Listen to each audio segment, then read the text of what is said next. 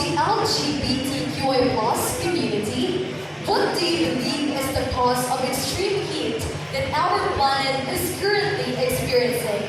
And what sort of platform will you create to support educational system and the community in general?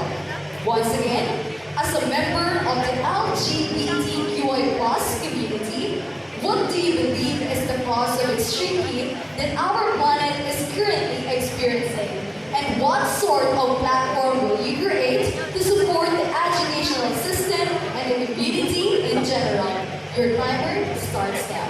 Our earth is suffering of so much pain because of our wrongdoings. In order for us to live a bountiful and healthier life, the change must start in ourselves. By joining a community services and as part of the LGBTQIA plus community, I will foster all of you by joining some community services and preserving whatever we have and always hold on to its objectives. And that way I certainly believe that we can still save what's left in this world we live in.